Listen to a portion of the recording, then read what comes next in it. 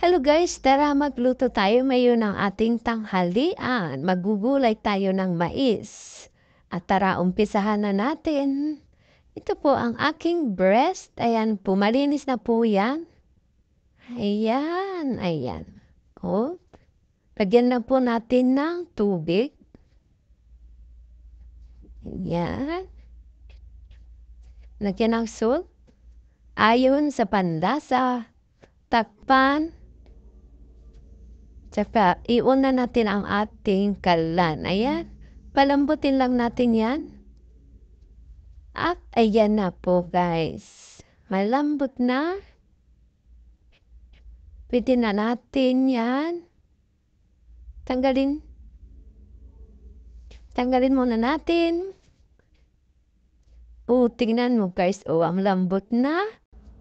Ayan. Yan. Hanguin lang natin at saka yung sabaw wag nating itapon kay gagamitin yan natin mamaya.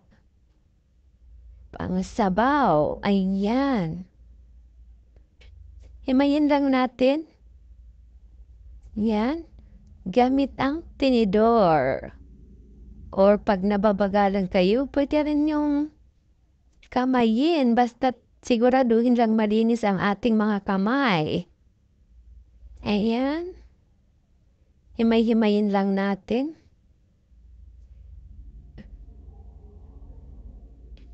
Ayan. Ayan guys, ang aking hinimay na chicken. At ito naman ang ating mais. Ayan. Script lang natin yan eh. Yan. Yan no. Ganyan lang po. Saka tayo mag-iinit ng kawali or kaldero. Kahit ano gusto niyong gamitin, kawali or kaldero, okay lang yun. Magpainit lang po tayo ng mantika, saka natin lagyan ng bawang. Yan, gisa-gisa lang po natin.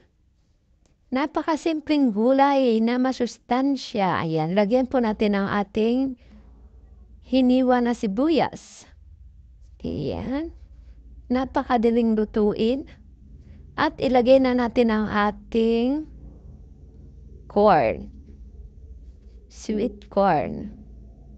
Ayan. Halu-haluin lang natin. Igisa-gisa muna natin ang ating corn.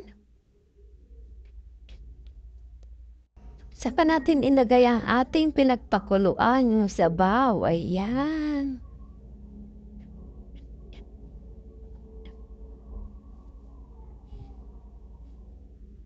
Takpan lang po natin hanggang sa lumambot ang ating corn.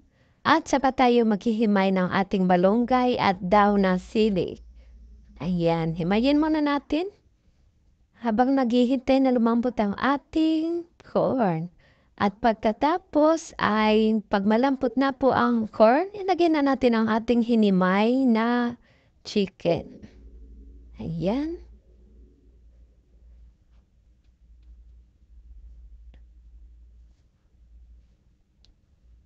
Ayan, hanggang sa hayaan muna natin yan ng kumulo-kulo ng konti.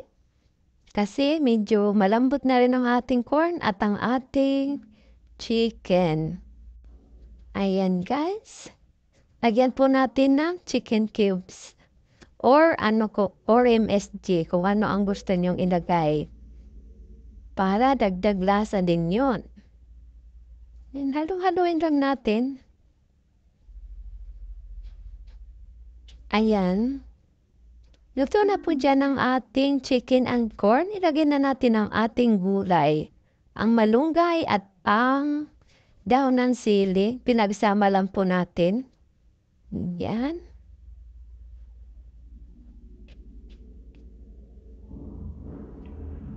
Ayan. Luto na po yan guys. Pwede na tayo kumain.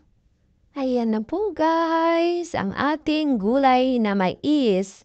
Or yung ibang ibang lugar, swam na mais. Pero white na corn ang gamit nila.